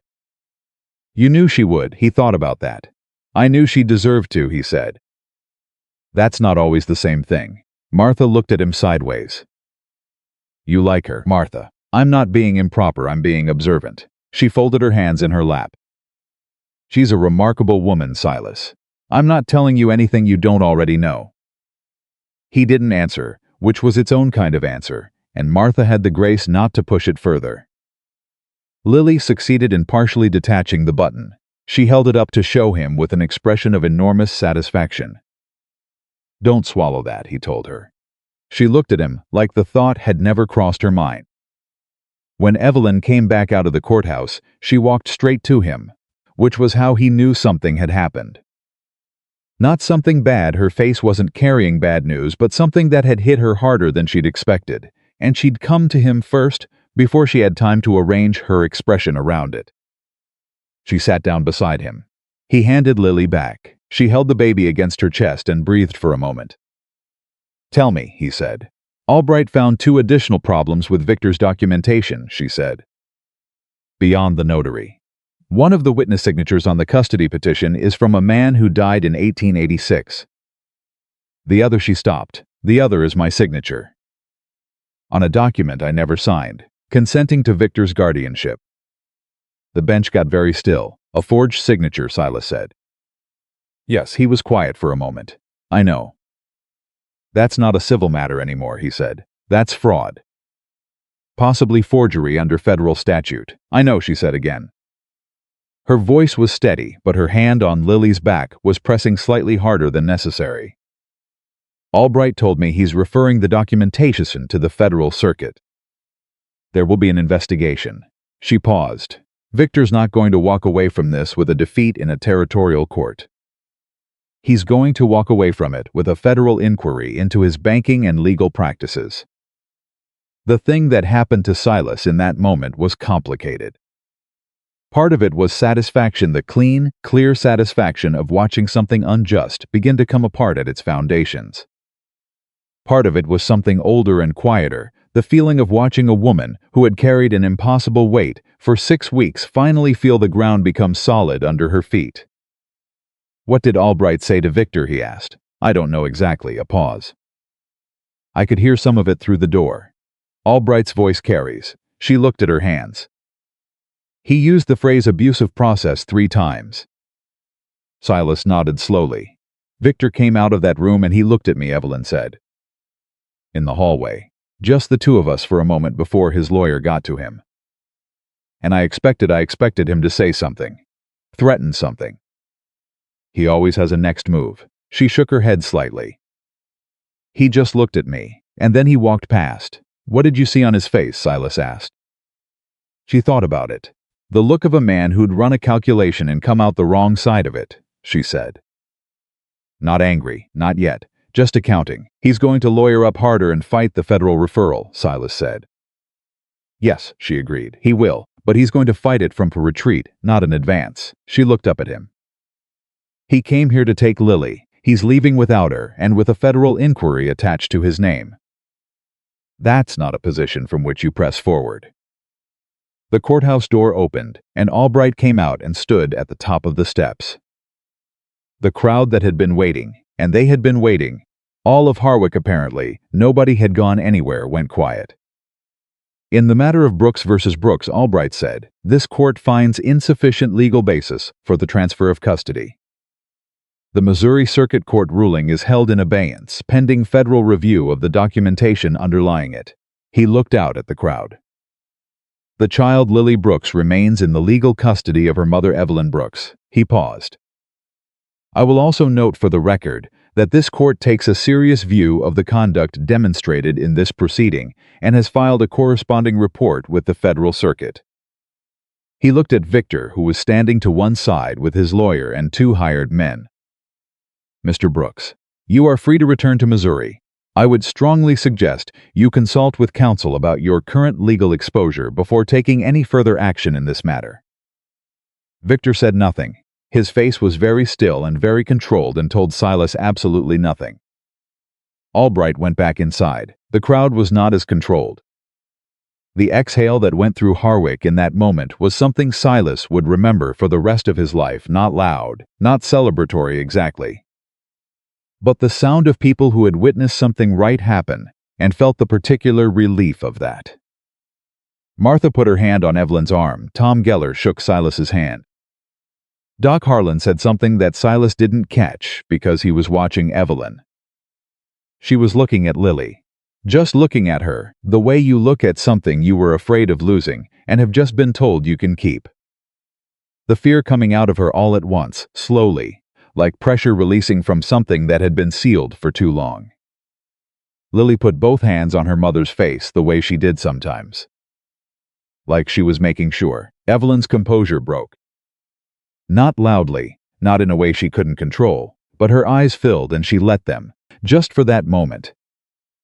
Just for those few seconds while the crowd moved around them, and she held her daughter's face in both hands and pressed her forehead to Lily's small warm head. Silas looked away. That moment wasn't for him, but he felt it in his chest all the same. Victor left Harwick that afternoon. Silas didn't see him go, but Tom did. And Tom told him later that Victor's carriage pulled away from the hotel around 2 o'clock without ceremony, the two hired men riding behind him. And that Victor had not spoken to anyone, or said goodbye to the clerk who'd served him for 3 days, and in Victor's world probably didn't warrant a goodbye. Gone, just like that. It should have felt like more than it did. 6 weeks of running, 3 states, a forged signature on a legal document. And the man responsible climbed into a carriage and went back to Missouri, and that was that, at least for now, at least in Harwick. But Evelyn didn't feel it was over. Silas could tell. She sat at the table that evening, the way she'd sat at tables before working, organizing, her pen moving across paper, but with a quality of alertness that hadn't left her. Like an animal that's been chased so long, it doesn't entirely believe the chase has stopped when the sound of running feet disappears. He's gone, Silas said. I know, she didn't look up. Albright's referral is going to keep him occupied for a while. I know that too. She set down her pen. I'm not worried about Victor right now. He waited. I'm trying to figure out what comes next, she said. For us. For Lily and me. She looked at the papers in front of her, Nathan's ledger, the deed, the letters from his father. All the things she'd carried inside a baby's blanket lining across 3 states. The farm in Missouri, Victor filed it, but if the federal referral goes the way Albright thinks it will, the filing could be voided. I might be able to go back, she paused. Nathan's farm. Lily's birthright. Silas was quiet. That's what I should do, she said. She was looking at the ledger, not at him. Go back. Fight to reclaim it. It's Nathan's land. It's what he worked for. It's what he wanted Lily to have. Yes, Silas said carefully. That sounds right. She looked up then, and he saw on her face the same thing he'd been trying not to show on his, which was that right and wanted were 2 different directions, and she was trying to figure out which one led where. I need to ask you something, she said. All right. And I need you to be honest with me. Not kind, honest. I'm generally both, he said. Something moved across her face that wasn't quite a smile but lived in the same neighborhood. Do you held her gaze? No, he said. You asked for honest, he said. No, I don't want you to go. But that's not a deciding factor here. This is your life and Lily's life, and I don't have a claim on either of them. She stopped. Started again. You stayed up all night with a child that wasn't yours. You gave her a cradle you built for a boy you never got to hold. You stood on your own front porch and pointed a powerful man at me instead of negotiating with him yourself, which would have been easier and safer and probably better for you. Her voice was steady, but there was something underneath it that wasn't. That's not nothing, Silas. No, it isn't. Then what is it? He thought about how to say it. About whether to say it here now, with everything still so new and uncertain and raw. About whether the right time was ever going to feel like the right time, or whether waiting for the right time was just another word for afraid. It's the beginning of something, he said quietly. If you want it to be. And I'm not saying that to complicate your decision about Missouri. I'm saying it because you asked for honest, and that's the honest answer. She looked at him for a long moment. The fire was low. Lily was asleep in Thomas's cradle. She'd been sleeping in it every night since the night before the hearing, like she'd always slept there, like it had been made for her all along. The beginning of something, Evelyn said. Yeah. That's a considerable thing to put in front of a woman who just got finished fighting for her life, she said. I know. I'm sorry for the timing. She looked at her hands. Then she looked at the cradle. Then she looked at him. I'm not going anywhere tonight, she said. I know. And I'm not going anywhere tomorrow. I know that too. Beyond that, she said slowly, I don't have an answer. I don't know yet. That's fair, he said. She nodded. She picked up her pen. She went back to the papers, but the quality of the silence in the room had changed into something different from what it had been before he'd said what he'd said. Not easier exactly, but more honest, more like what was actually true between them rather than the careful version they'd been maintaining. He sat there with his coffee going cold and listened to the pen moving and the fire settling and the small sounds Lily made in her sleep, and he thought about the question she'd asked him on the porch the day Victor came. You don't know me. We've been here barely 2 weeks. You don't owe us anything. He thought about the answer he hadn't quite given her then. About how knowing didn't always take long, and owing had nothing to do with it. About how some things you recognized, not because you'd reasoned your way to them, but because they arrived already true, and the only question left was what you were going to do about it. The pen stopped. He looked up. Evelyn was looking at the cradle. He would have loved her, she said softly. Not to Silas, really. More to the room, to the night, to Nathan Brooks, who'd gotten 22 days of fatherhood before a horse took it away. He would have been absolutely ridiculous about her. Carrying her every wrongs. A pause. He made up terrible songs. Silas said nothing. He let that have the space it needed. I think he would have liked you, she said then. She looked at Silas. That's not a small thing. Nathan didn't like many people. I'll take it, Silas said. She looked at him a moment longer, with something in her eyes that he filed away carefully, not pressing on it, not naming it yet. Then she went back to her papers, and he sat with his cold coffee. And outside the Wyoming night settled around the ranch house the way it did, vast and cold and full of stars, and inside there was warmth, and the sound of a pen and a sleeping baby, and two people sitting in the particular silence of people who have said something true and are learning to live inside it. She didn't go to Missouri. Not the next day, not the week after, not the month after that. And the thing was, she didn't announce it. She didn't sit down and tell him she'd made a decision. She just kept waking up before he did, and making coffee and balancing the ranch accounts and carrying Lily on her hip through the morning work, and the days kept accumulating, and neither of them said anything about Missouri. And gradually the subject settled into the floor of the house, the way certain subjects do, not forgotten, not avoided, just waiting to see if it still needed to be a question. November came in hard that year. Cold that arrived early and meant business, the kind that cracked the water trough by the third week, and sent the cattle pressing together in the east pasture, looking for warmth they were going to have to generate themselves. Silas worked longer days than he had in years, And Evelyn worked alongside him, not out in the pasture, but keeping everything behind him running, so that when he came in cold and spent at the end of the day, there was something worth coming into. She'd started keeping a second ledger. He found it one evening by accident, left open on the kitchen table when she'd gone to settle Lily. It wasn't his accounts. It was a projection: feed costs against expected cattle weight gain, repair costs for the east fence line, projected income from the spring cattle drive against winter expenditures.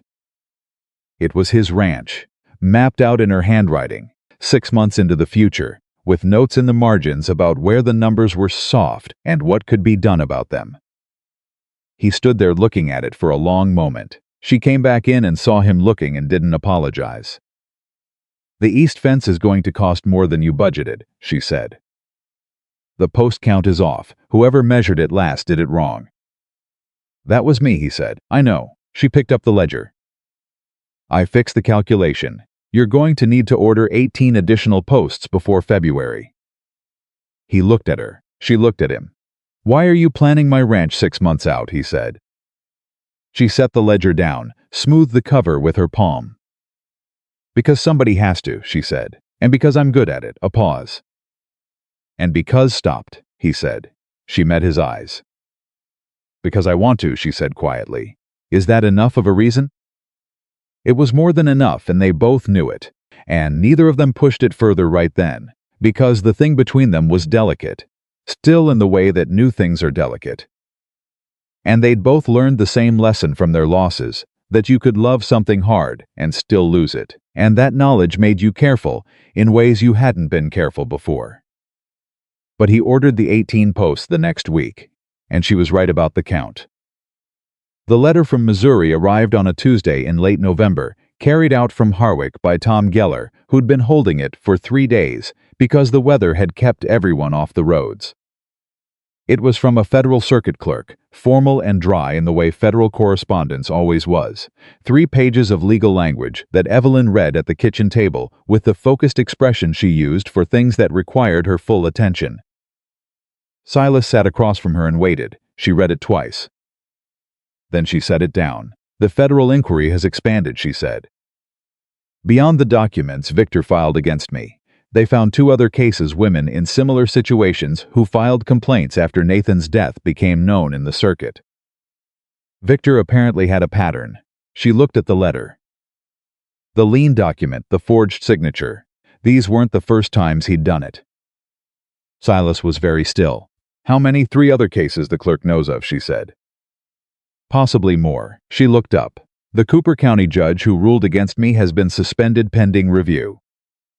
The federal circuit is treating this as a coordinated fraud scheme, not just individual misconduct." The weight of that settled over the kitchen. "Nathan's farm," Silas said carefully. "The filing against it has been voided," Evelyn said. "Effective as of last week. The farm is mine. Legally, clearly, without question." She pressed her fingers flat on the letter. "I can go back any time I want." The fire crackled. Lily made a sound from the cradle in the back room, the small, restless sound she made when she was deciding whether to wake up or go back to sleep. They both waited. The sound stopped. "Evelyn," Silas said. "Don't," she said. "I wasn't going to say anything." "You were thinking it loud enough that you didn't need to." She looked at him steadily. "You were going to say something careful and reasonable about it being my decision and my life, which is true. And then you were going to step back and wait, which is what you always do. You step back and you wait because you think that's respectful, and it is respectful. But right now it's also—" She stopped. "Also what?" he said. "Frustrating," she said. "It's also frustrating." He looked at her. "All right, I need you to say what you actually think," she said. "Not the careful version. Not the version that gives me every possible exit and doesn't ask anything of me. The real version." He sat with that for a moment. She waited, which she was good at. "I think," he said slowly, "that Nathan's farm is Nathan's farm, and I never want you to feel like you gave up something that was his and Lily's because of me." He paused. "And I think that this ranch has more life in it now than it's had in 4 years, and that I have more life in me now than I've had in 4 years. And that walking out to the barn in the morning and knowing I'm coming back to something to you and to Lily is a thing I didn't know I was missing until it was there." He looked at her. That's the real version. She held his gaze for a long moment. Something moved through her expression, complex and quiet, the way things moved through Evelyn's expression when they mattered enough to cost her something. "Nathan's farm," she said, "is 40 acres in Missouri that I worked hard and loved genuinely. This ranch is 400 acres in Wyoming, with better water access and a man who built a cradle with his own hands and sat up all night with my daughter when she had a fever." She looked at the letter. "Nathan would not want me spending my life honoring his memory at the expense of building a new one. He was not that kind of man." "You don't have to decide today," Silas said. "I'm deciding now," she said. "Because if I leave the decision open, it becomes a question between us that sits in the room every day. And I've had enough things sitting in rooms." She picked up the letter, folded it carefully, and set it on the stack of her organized papers. "I'm not going back to Missouri. I'm going to deed Nathan's farm to his parents if they want it, and if they don't, I'll sell it and put the money into Lily's future." She looked at him. "This is where we're staying." The word we landed in the room and neither of them moved. "All right," Silas said. "All right," she agreed. They sat there in the particular silence of two people who have just changed the direction of their lives and are taking a moment to feel the weight of that before they go back to the work in front of them. Then Lily woke up for real, announcing herself with the direct and uncomplicated authority she'd been developing, and Evelyn went to get her, and Silas put more coffee on, and the morning went forward. December was the kind of month that tested what you were made of, out on the Wyoming range. The cold went deep and stayed, and the work didn't stop for it. Animals didn't care about the temperature, they just got hungrier and more demanding. And the fence line that had needed attention since October required 2 full days of Silas's time in conditions that would have kept a lesser man indoors. He came in both evenings, barely able to feel his hands, and found Evelyn had kept the stove going and dinner ready, and Lily awake and waiting in a way that Lily had apparently decided was her personal responsibility. The baby had developed a relationship with Silas that operated on her terms entirely, which he found completely acceptable. She had decided he was for carrying and for the particular game she'd invented, where she grabbed his beard stubble with both hands and pulled, which she found funnier than he did.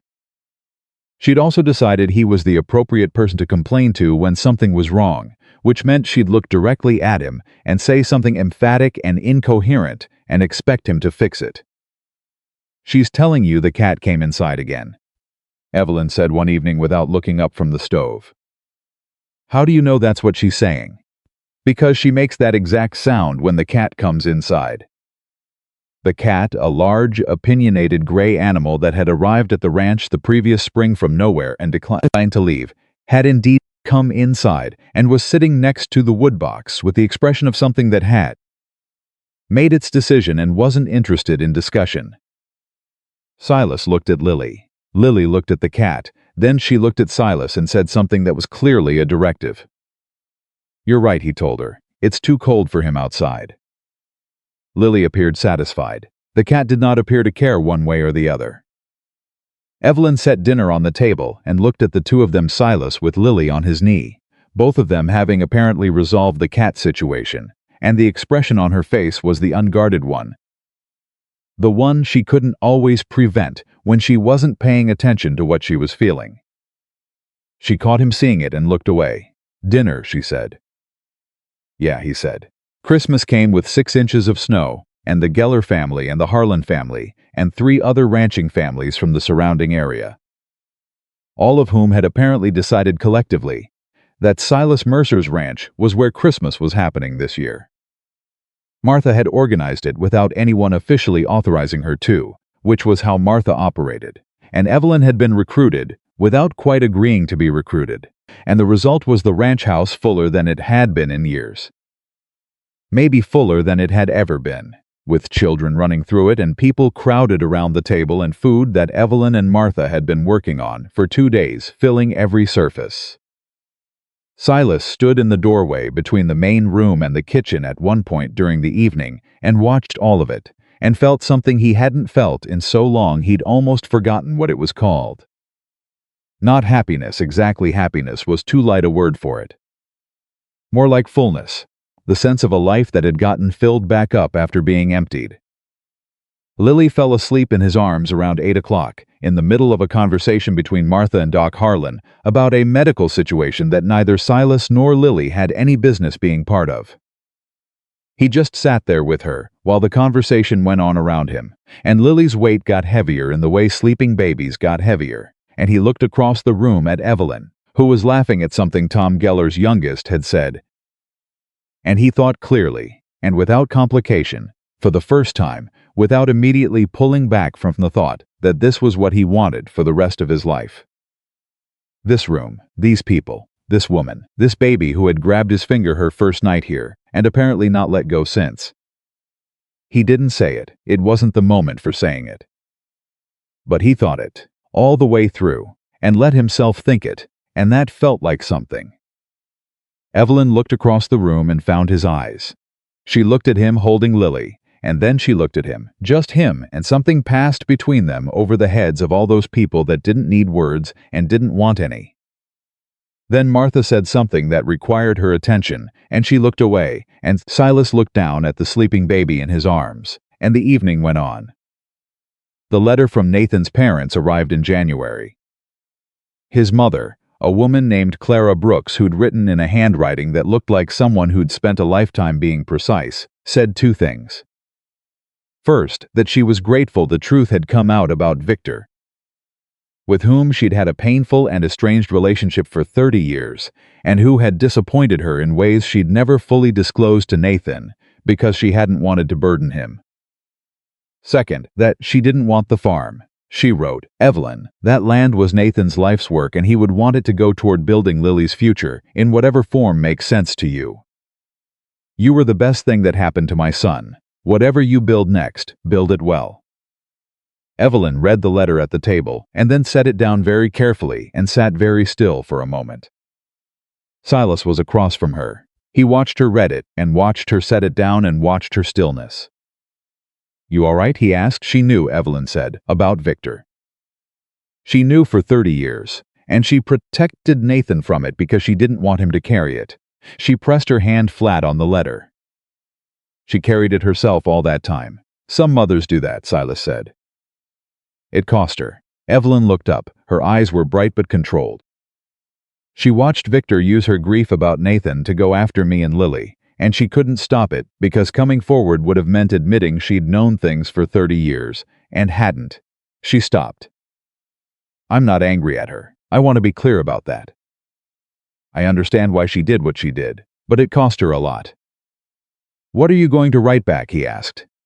She looked at the letter for a moment. I'm going to invite her to visit, she said. Lily should know her grandmother. She paused.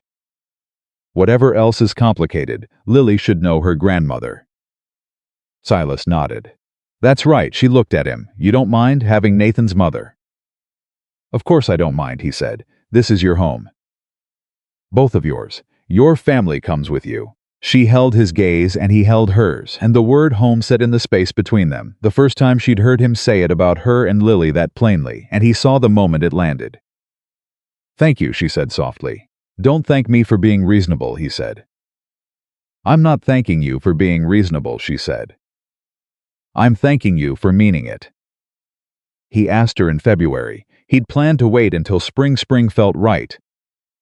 Felt like the correct season for the kind of thing he wanted to say. But February didn't cooperate with his planning, because February brought a blizzard that lasted 4 days and kept them both indoors with nowhere to go and nothing to do but be exactly where they were, and on the third evening of the blizzard, he ran out of reasons to keep waiting.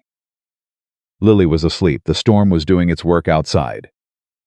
They were sitting by the fire the way they'd sat 100 times by then, comfortable in it, easy in each other's silence, and he looked at her across the fire and said, before he thought better of it, I want to ask you something. She looked up from the letter she'd been writing. All right. He leaned forward, put his elbows on his knees, looked at her directly the way she'd always looked at him, because she'd taught him without meaning to that direct was better. If you had never been running, he said. If Nathan had never died, and Victor had never come, and there was no reason you needed to be anywhere but where you chose to be. If it was just a free decision, nothing pushing you anywhere. He paused. Would you be here? She looked at him. Something moved through her expression, not surprise because she was rarely surprised, but the quality of someone who had been asked the question they'd been asking themselves and was deciding whether to answer it fully. Silas, she said. I mean it, he said. I'm not asking to pressure you. I'm asking because I need to know whether what we've built here is built on necessity or built on something real, and I need to hear it from you because I can't figure it out on my own. She set the letter down. When you stopped your wagon, she said slowly, I was at the end of what I had. 6 weeks of running, sick baby, no money, no plan past the next hour. I was not in a position to feel anything except survival. She looked at the fire. The first week here, I kept waiting for the catch. For the thing that would happen, that would tell me this wasn't what it looked like. She looked back at him. It never came. You gave Lily a cradle, she said. You built that cradle for your own son, and you gave it to my daughter, and you didn't make anything of it, you just handed it over. Like it was simple. Her voice was very steady, but the steadiness was doing work. And I thought, what kind of man does that? What kind of man hands over the most painful thing he owns because his baby needs somewhere warm to sleep? The kind of man who decided a long time ago that he was going to help when he could, Silas said. Yes, she said, that's exactly what kind of man. She held his gaze. I didn't come here on a free decision. You're right about that. I was pushed here by grief and fear and a man who wanted to take my daughter. She paused. But I stayed on a free decision. Every single morning I woke up and chose to stay. Not because I had nowhere else to go. I had Missouri. I had the farm. I had a grandmother who would have helped. She shook her head. I stayed because this is where I wanted to be. Because you're who I wanted to be near. The fire snapped. The storm pushed at the windows. Then I want to ask you properly, he said. He stood up. Not because he'd planned to stand, he just found himself on his feet, which felt right. I don't have a ring yet. The weather being what it is, that's going to have to wait for spring. But I don't want to wait for spring to ask. He looked at her. Evelyn Brooks, will you marry me? It wasn't a question when he said it. It came out flat and sure, the way things came out of him when he meant them completely. She looked up at him from the chair, and then she stood too, which she hadn't planned to either, and they were both standing in front of the fire in the middle of a blizzard. And she looked at him with those dark, steady eyes that had never once in all the weeks he'd known her looked away from what was true. I married Nathan when I was 20, she said. I loved him fully, and I have no regret about any day of it. A pause. I'm 24 now. I have a daughter and a dead husband, and a federal court case attached to my name, and exactly what I'm wearing, more or less, to my name in terms of property. She looked at him. I am not an easy thing to take on. I didn't ask you because you were easy, he said. Something broke open in her expression. Not tears, not quite. But the particular look of someone whose last defense has just been dissolved by the exact right words. Yes, she said. Yes, Silas, I'll marry you. He crossed to her in 2 steps and she reached up and put her hand against his face and he covered it with his. And they stood there in the firelight while the blizzard worked outside, and Lily slept in Thomas's cradle, and the ranch house held them the way it had been holding them for months, steadily, quietly. Like a thing that had been waiting for exactly this. He rode into Harwick the first clear day in March and came back with a ring that Martha Geller had helped him select because he'd admitted he didn't entirely know what he was looking for, and Martha's had said she'd been waiting for him to ask. It was a simple thin gold band, small pale stone the color of the morning sky, and he brought it home and set it on the table in front of Evelyn while she was in the middle of the ranch accounts. She looked at it, then she looked at him. I said yes in February, she said. I know, he said. This is for the permanent record. She picked it up, held it, turned it in the light. Then she set it down again. Put it on properly, she said. He picked it up. He took her left hand, the one with the pen callus and the ink stain she couldn't entirely get out, and he put the ring on her finger. She looked at it for a moment. Then she picked up her pen and went back to the accounts. He stood there. "The fence invoice is wrong," she said. "They charged you for 60 posts, but the delivery receipt says 58. "Evelyn, I'll write them a letter." She paused. "Silas." "Yeah." She looked up from the ledger, and the look on her face, not the composed one, not the careful one, the real one underneath all of those, was the most unguarded thing he'd ever seen. "I'm very happy," she said simply, like it was the plainest fact in the world. He sat down across from her. "Me too," he said. She went back to the fence invoice. He went back to his coffee, and the ring caught the morning light every time she turned a page, and the house was warm, and outside the Wyoming winter was finally beginning to lose its grip on the land. Neither of them said anything more about it. They didn't need to. Some things were finished being decided and just needed to be lived now. And this was one of those things, and they both knew it. And the knowing of it settled around them like something they'd been carrying toward each other for a long time had finally been set down in exactly the right place. They married on a Saturday in April, when the ground had finally thawed enough to feel like the world was interested in living again. The church in Harwick held every person who'd witnessed the past 6 months of their story: Martha and Tom Geller in the front row, Doc Harlan beside them, 3 ranching families packed into the remaining pews, and a handful of people Silas had known for a decade, who'd driven 2 hours through uncertain spring roads because word had gotten out and nobody wanted to miss it. Evelyn wore a dress that Martha had quietly produced from somewhere without being asked: pale blue wool, simple cut, fitted at the waist with a small row of buttons down the back that Evelyn had fastened herself in the mirror of the guest room at the Gellers' house that morning, with the focused patience she brought to everything. She'd put her dark hair up. She wore the ring he'd given her in March. She carried Lily on her hip up the aisle, because Lily had made it extremely clear she had no intention of sitting with anyone else, and the congregation had laughed, and Evelyn had smiled. And Silas had stood at the front of that church and watched them come to him and felt the particular quality of a man, something he had not earned and could not deserve, and was going to spend the rest of his life being grateful for anyway. The minister asked his questions. They answered them. Silas put his hand over hers when it came time to, and Lily grabbed 2 of his fingers and held on, which the minister incorporated into the ceremony with the ease of a man who'd married enough Wyoming ranchers to know that improvisation was part of the job. When it was done, Martha cried. Tom did not cry, but he came close, which for Tom was the equivalent. Doc Harlan shook Silas's hand with both of his and said, "It's good to see you back," and Silas knew he didn't mean back in the church. He meant back in the world, back in the living of it. "Yes," Silas said, "it is." Spring opened up the ranch in a way that Silas hadn't fully let it open in 4 years. He'd been working the land because the land required it, maintaining it the way you maintain something you're responsible for, but no longer love. That changed.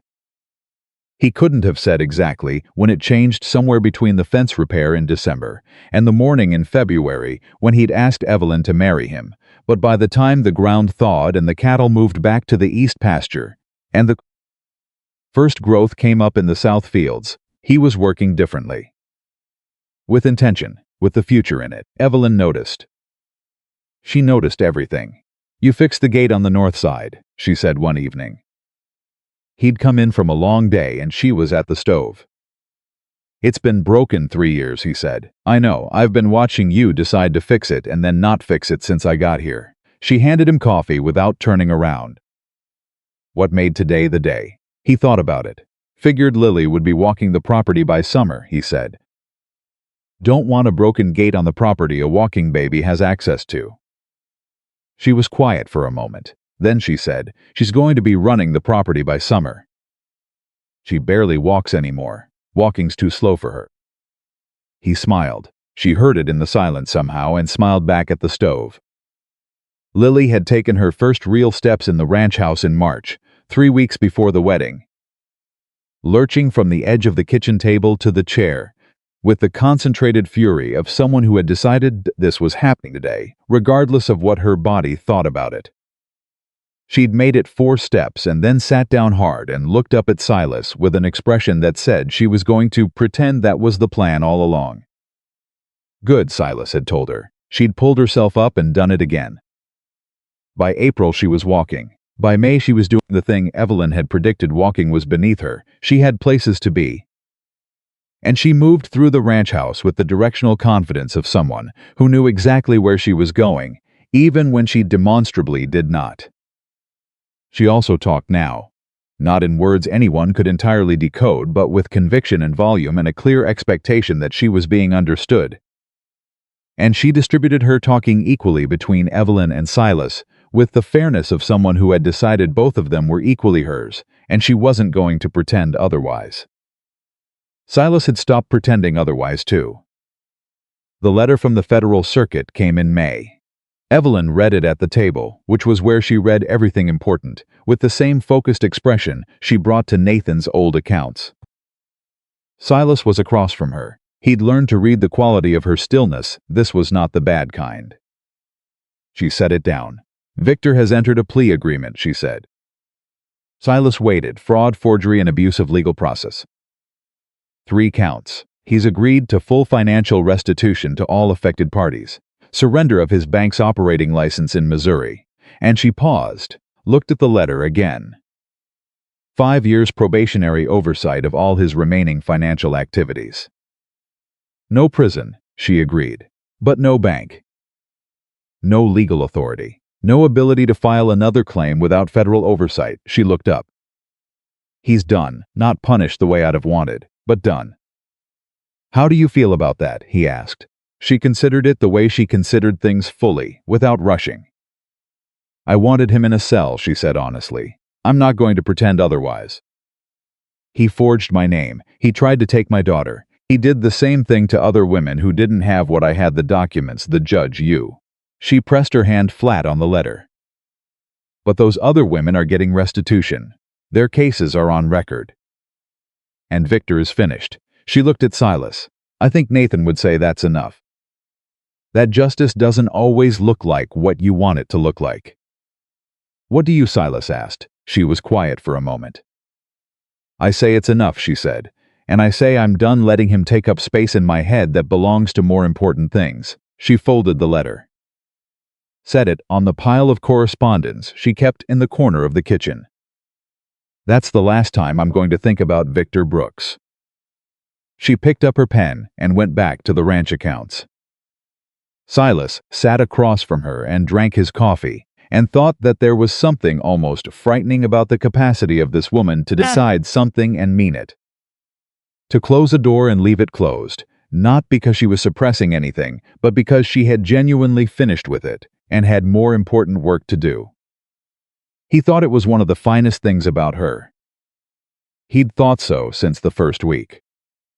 Clara Brooks arrived in June, Nathan's mother. She'd written 3 letters before coming, each one carefully worded, each one clearly written by a woman who wasn't sure of her welcome and was trying to earn it through precision and honesty rather than assumption. Evelyn had written back 3 times, each letter warmer than the last. And by the time Clara's wagon came up the road from Harwick, the correspondence between them had the quality of 2 people who had been cautious with each other and had gotten through the caution to something real. She was a small woman, 60 years old, with Nathan's eyes and the particular stillness of someone who'd carried a great deal of grief with great privacy. She climbed down from the wagon and looked at the ranch house. And then she looked at Evelyn, who was standing on the porch with Lily on her hip. Lily looked at her, the frank total assessment of a baby evaluating a new person. Clara looked at Lily for a long moment and said nothing, and her face did something that she didn't try to control. She has his hands, Clara said. Her voice was steady, but it cost her. I know, Evelyn said softly. Come inside. Silas made himself scarce for the first hour, because that reunion wasn't his, and he understood that clearly. He worked the fence on the far side of the property, and came back when he judged enough time had passed. And he found the 2 women at the kitchen table, with Lily between them on the table surface, playing a game that appeared to involve passing a wooden spoon back and forth with great ceremony. Clara looked up when he came in. She had the eyes of someone who'd been crying and wasn't embarrassed about it. "Mr. Mercer," Silas, he said, "please." She looked at him with the particular directness of a woman, sizing up the man who'd married her dead son's wife, which was its own complicated thing. He stood still and let her look. "Evelyn tells me you found them on the road in a rainstorm," she said. "Yes, ma'am. She tells me you stayed up all night with Lily when she had fever." "Yes, ma'am." Clara looked at Lily, who had won the wooden spoon and was examining it with satisfaction. Nathan would have she stopped, steadied. He would have wanted someone who did that. For them. She looked back at Silas. "I want you to know that." Silas didn't have a response that was adequate, so he just nodded, and she seemed to understand that the nod was the full answer. He poured coffee and brought it to both of them, and sat at the end of the table at a careful distance, and listened to Clara ask Evelyn about the federal case, and about the farm decision, and about the ring, and about the wedding. And gradually, over the course of that first hour, the tension of uncertainty that Clara had carried into the house released, and she began to talk like a woman who was in a place where she was welcome, because she was. Later that evening, Clara was sitting with Lily on her lap in the chair by the fire, telling her something in a low voice, not a story exactly, more like a description of Nathan as a boy, of his first horse, of the way he'd laughed. Evelyn was at the table. Silas was near the window. He looked at Evelyn. She was watching Clara and Lily with an expression that was grief and gratitude in equal measure, the particular combination that comes when someone you loved is being genuinely honored by someone who loved them first and longest. She felt him looking, turned, met his eyes. He didn't say anything. Neither did she. But she reached out and found at his table and held it briefly, and he held hers back, and Clara kept talking to Lily about a boy who had grown into a man and loved well and left behind more than he'd known. The summer was the fullest Silas could remember. The cattle came through the heat well. The south field produced better than his projections. And Evelyn's second ledger, the one she'd started in November, that he'd found by accident, and which had since been formalized into the official ranch account system, showed numbers that were better than any year since he'd been keeping records. She'd found 2 additional errors in his historical accounting, corrected them without ceremony, and noted in the margin that she'd be watching those line items going forward. He'd told her she was welcome to watch anything she wanted. She'd told him that was an extremely poor negotiating position, and he should work on that. Lily walked through that summer like she owned the property, which she increasingly seemed to believe she did. She was particular about things about which cup was hers, about the order in which she expected her morning to proceed, about Silas's hat, which she had decided was communal property, regardless of his opinion on the matter. She wore it around the house with the front tilted down over her eyes and walked into walls with complete dignity. "She's going to be trouble," Evelyn said one morning watching this. "She already is trouble," Silas said. "More trouble," Evelyn said.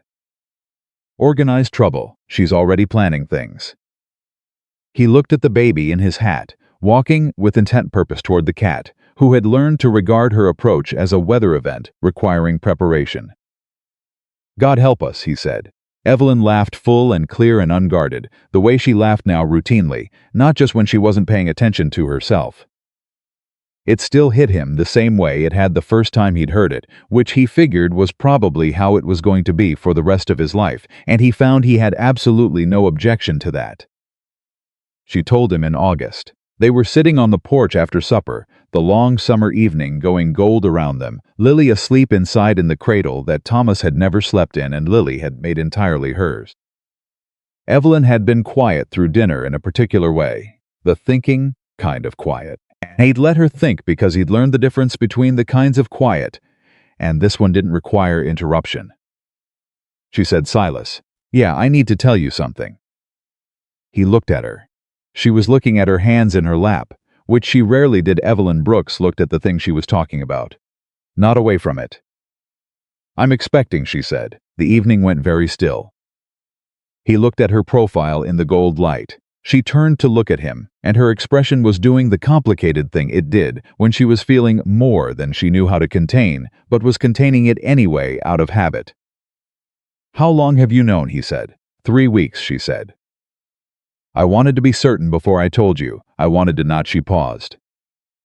I didn't want to tell you and then have it not. She stopped again. He understood, after what she'd been through, after the grief and the loss and the long, careful road to where they were. She hadn't wanted to hand him something that might be taken back. Evelyn, he said. I'm not scared, she said quickly. I want to be clear about that. I'm not scared, She looked at her hands again. I don't have a word for what I am. I do, he said. She looked up. Glad, he said. That's what I am. Just glad. Her composure broke the way it broke when it broke, not dramatically, not in collapse, just in the sudden absence of the effort it took to maintain it. Her eyes filled and she let them, and she looked at him with all of it showing, the hope and the fear and the gladness underneath both of them. He reached over and took her hand. She held on. We're going to be all right, he said. I know, she said. I know that. She pressed his hand. I just needed to hear you say it. We're going to be more than all right, he said. We're going to be exactly what this ranch has been waiting to be. She laughed at that, through the bright eyes, and the laugh was the real one, and he kept hold of her hand, and they sat there in the gold August evening, while the Wyoming summer went about its ancient business around them. They named him Samuel, born in March, the following spring, in the ranch house with Doc Harlan present and Martha Geller in the kitchen, making enough food to feed everyone who would come by in the days following. Because Martha operated on the principle that every significant life event required adequate provisions. He was a large, loud baby with Silas's coloring and Evelyn's eyes and absolutely no patience for waiting for anything. He announced his arrival with the full convictions of someone who had opinions and intended to share them immediately. And he continued in this manner for the entirety of his first hours in the world, while Evelyn held him, and Silas sat on the edge of the bed and looked at them both. Lily had been brought in by Martha to meet her brother, and stood at the edge of the bed with the expression of someone conducting an evaluation. She looked at Samuel for a long time. Samuel looked at nothing in particular and communicated forcefully about it. Then Lily looked at Silas. Mine, she said. It was one of her clear words.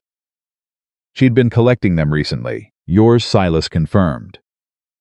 She appeared to accept this. She patted Samuel's head once with the flat of her hand, with the proprietary gentleness of a 19-month-old who had decided the matter was settled, and then she turned and held her arms up to Silas to be picked up, which was her standard response to situations she had processed and moved on from. He picked her up. He held his daughter on one arm and looked at his wife holding his son, and the room was full and warm and loud, with Samuel's vigorous communication and the sound of Martha in the kitchen and Doc Harlan's steady voice. And Silas Mercer stood in the middle of all of it and felt the exact shape of his own life for the first time in years. Not the absence of grief, he would always carry what he'd lost, Margaret and Thomas, and the version of his life that had ended in a single afternoon 4 years ago. But grief and fullness could occupy the same space. He knew that now. The cradle that had held one baby's memory had held another baby's living warmth, and the loss hadn't diminished, the life had simply grown larger than the loss. Evelyn looked up from Samuel and found his eyes the way she always found his eyes, like she had a compass, and he was the direction it pointed. He's going to be loud, she said. He's already loud, Silas said. He gets that from you, she said. I'm not loud, he said. You're not quiet, she said. There's a range between those two things, and you're on the wrong side of the middle. She looked down at Samuel, who had decreased his volume slightly, and was now examining the ceiling with the focused attention of someone who has just discovered that ceilings exist. He's beautiful. Yeah, Silas said. He is. Thomas would have been. She started, and stopped, and he knew what she'd meant to say, the particular sentence a woman speaks when she is thinking of the people who should have been in a room and aren't. She'd learned to say Margaret's name easily. He'd learned to hear it without flinching. That was something 4 years and one right person had built between them. Thomas would have been good with him, Silas said. And with Lily, he'd have been good at all of it. Evelyn pressed her cheek to Samuel's head. Yes, she said softly. He would have been. The room held them, all 4 of them, The family that had been built not from a single plan or a single bloodline, but from a rainstorm and a decision and a man who had pulled his wagon to a stop on a dark road, because his horse threw her head and there was a woman standing in the dark, holding a baby, and he had decided, in the simple wordless way he decided most things, that he was going to help. Summer came around again, Lily's second summer, Samuel's first. Lily had abandoned walking entirely in favor of running, as predicted, and had extended her jurisdiction over the ranch to include the barn, the east fence line, and a significant portion of the south field, all of which she patrolled with the same alert authority she brought to the kitchen and the main room, and every other inch of the property she had decided was hers. She had also decided that the cat was hers, which the cat had accepted with the philosophical resignation of an animal who had already made its peace with the absurdity of its situation. Silas found himself one August morning standing at the fence on the south side of the property, watching his children play in the yard. Lily running her circuits, Samuel in Evelyn's arms on the porch, too young for running but watching Lily with the tracking intensity of someone who was taking notes for future reference. Evelyn at the porch rail with her free hand resting on the wood and her face turned slightly toward the sun.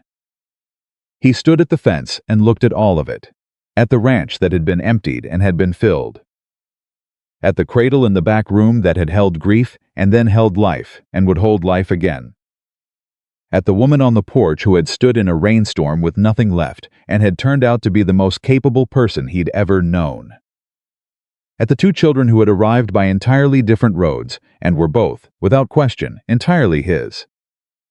He thought about the night he'd found them on that road. The rain and the dark, and his horse throwing her head, and the shape of a woman against the weather, holding a bundle that turned out to be a little girl named Lily who would grab his finger that first night and not let go. He had not been looking for anything. He had been heading home through a rainstorm, and he had pulled his wagon to a stop, because it was the right thing to do, and then he had made the next right decision, and then the next one, and then the next. And here he was standing at his own fence in the August heat, with his whole life laid out in front of him, looking nothing like what he'd expected, and exactly like what he'd needed. Evelyn saw him at the fence. She lifted one hand in the small wave she'd developed, not a greeting exactly, more an acknowledgement. "I see you. You're there, we're here." He lifted his hand back. Lily came running toward him from across the yard, because she'd seen his gesture and decided it was meant for her, which was Lily's general approach to most things. And she hit the fence post at full speed and grabbed the rail and looked up at him with his hat crooked on her head and her face completely joyful. "Pa," she said. She'd been saying it for a month. Every time it landed the same way. He reached down and picked her up and settled her on his arm. She grabbed his collar with both hands and looked out at the ranch with the proprietary satisfaction of its young, most confident manager. "That's right," he said. "All of it." She patted his shoulder twice in the way that meant she agreed, and the matter was settled, and he carried her back toward the porch, toward Evelyn and Samuel and the house that was full of the sound and the weight of living people who had found each other against every reasonable expectation and had chosen, every single day, to stay. The greatest blessing of his life had not arrived on a clear day or a planned afternoon. It had arrived soaking wet in the middle of a Wyoming rainstorm, holding a baby and refusing charity, asking only for shelter and offering in return something she probably didn't even know she was carrying, the possibility of a life that meant something again. He had stopped his wagon for a stranger. The stranger had turned out to be the whole rest of his life. And every morning, when he pulled on his boots in the house that had gone from silent to full, he knew with the bone-deep certainty of a man who has been both lost and found that some storms don't come to destroy you. Some storms come to deliver exactly what you needed and didn't know how to ask for. This one had. And Silas Mercer, widowed rancher, quiet man, keeper of a walnut cradle with a carved horse on the rail, would spend every remaining year of his life being grateful he hadn't driven past.